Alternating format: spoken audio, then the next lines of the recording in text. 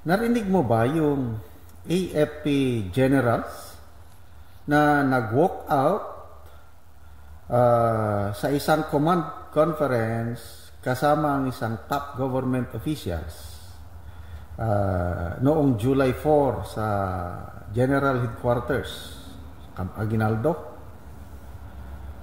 So, medyo nasyak ako. Sabi, ha? Anong bang ganyan? So, sinagot ko lang siya ng hindi book, wala akong balita niyan. Hindi ko alam. Mamaya, nag-send siya ng YouTube vlog, programa ni Deo Macalma sa DZRX. Ito, sikat na sikat itong Deo Macalma, DZRX. Talagang isa ata sa pinaka-sikat, pinaka-malawak na reach na radio station sa Pilipinas. Okay, pakinggan natin si Deo Macalma sa kanyang programa. At ito ang topic. Mga general, nag-walk out sa command conference. Grabe. Ito, parinig ko lang yung boses ni Deo Macalma. Iba, ha? Iba po ang mga produkto ng Philippine Military Academy, mga kaibigan. Talagang, mga officers and gentlemen.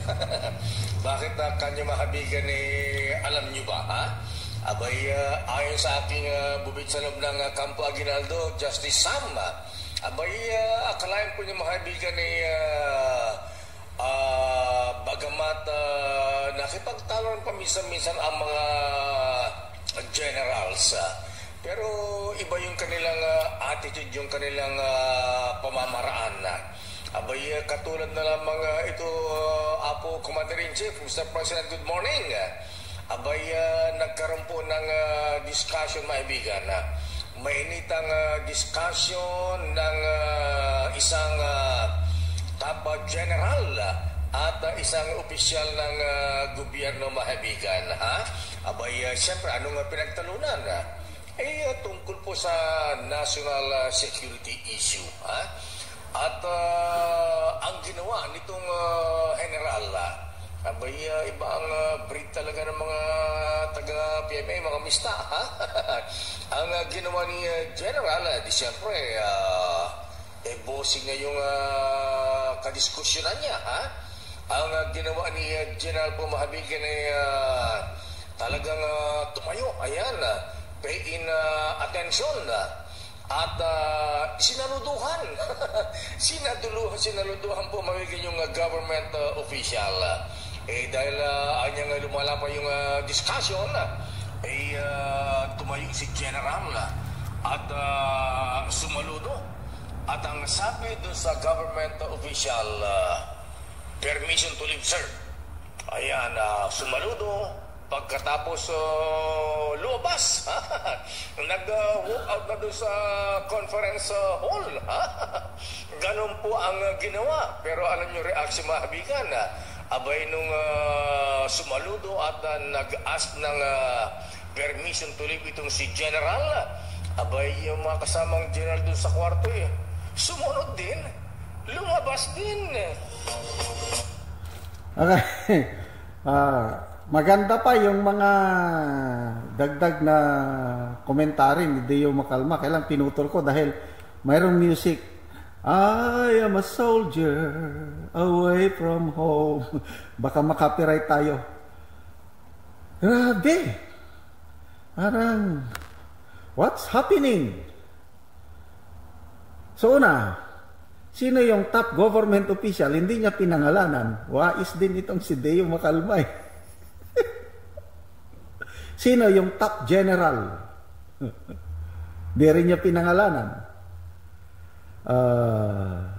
But sabi niya, bossing niya yung kaharap niya. Ako yung top general. Of course, hindi ito si General Browner. Hindi. Kung top general na hindi si General Browner, nasa ano na yan, Vice Chief of Staff, Deputy Chief Staff, or yung mga Major Service Commanders, Army, Navy, Air Force, or yung mga Area Command chiefs. I'm sure, mga 3-star general ito natapang. Diskusyon tungkol sa national security. Hindi sila nagkakaintindihan. Nako, believe talaga ako dito sa ito yung hindi nababayaran ito yung tunay na PMAyer. Courage, loyalty, integrity. Itong general na ito handang ma-relieve. Relieve me, so what? Sabi niya. Although hindi niya sinabing gano'n. Hindi niya na matanggap yung takbo ng discussion siguro. Labag na sa kanyang pinapaniwalaan na tama, kanyang prinsipyo, sumaludo. Permission to leave, sir. Hindi na sila kakaintindihan Ang tapang Tapos, sumunod maraming general. I don't know kung ilang mga general na sumunod. Ito, coming from a very, Deo Macalma, matagal na ito Talagang sikat na sikat ito, Deo Macalma, DZRH. Ang daming nanonood o nakikinig sa kanila. And I'm sure yung bubuwit nila, yung puting ahas, sabi kagad ganitong nangyari. Hindi mo mapigilan yung mga sundalo. Bago ako nag-retire, assignment ko dyan sa Camp Aguinaldo. Nako, kaliwat kanan ng mga conferences dyan. Nakaka-attend ako yung mga ganyang conference. Presided by the Chief of Staff, minsan-minsan presided by the Secretary of National Defense. At talagang kung minsan mainit na talakayan. At nagbo-voice out kami. Kasi kaya nga conference what can you say? Anong reaction nyo dyan? By staff. So pagdating sa yes sir, I agree. No sir, I disagree. Kung our recommendation, nagre-recommend kami yung mga ganyang conference. Ganyan po ang sistema sa militaryo. Malala ko si General Simato nung gera, nung all-out war nung year 2000. Siyang aming commanding general sa 4th Infantry Division. Ganyan ang style niya. Bago siya magdesisyon, pinapakinggan niya ang recommendation ng bawat staff. Kaya na-imagine ko yung nangyayari dyan sa itong command conference na ito, na sa tingin ko, ang talakayan, yung West Philippine Sea. Paano ang pangyayari? Hindi manakorsonadahan. Ayun, sumaludo. Sumaludo, lumabas din yung ibang general. Anong mukha ng top government official? I'm sure, civilian ito Hindi ko rin pangalanan. Kailang may idea na ako. I don't know kayo kung may idea kayo kung sino itong top government official na ito. So, umalis. Nirelieve ba? Kasi kung i-relieve yung top general na sumaludo, dapat i-relieve din nila yung mga lumabas. Paano kung 10 mahirapan na i-relieve nila 10 general ni-relieve. That is, ay nako. So, kaya kung ituloy natin yung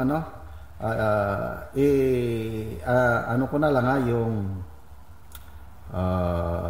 yung link ng programa ni Deo Macalma, ilagay ko na lang sa description box sa video na ito para mapakinggan nyo. Ang ganda yung pinupuri ni Deo Macalma ang karakter ng mga PMAers. Yan talaga. Courage, loyalty, integrity. So, yung mga lumabas na mga general, pinakita nila yung courage nila. They stand up for what is right. Loyalty nila, ang loyalty nila sa Constitution, sa taong bayan. Yan ang so may pag-asa pa tayo, mga kababayan. Dahil ang mga general natin hindi hindi sunod-sunuran. Alam nila kung ano ang tama at pinaglalaban nila yung tama at ito. Mabuhay ang mga general na ipinaglaban ang taong bayan.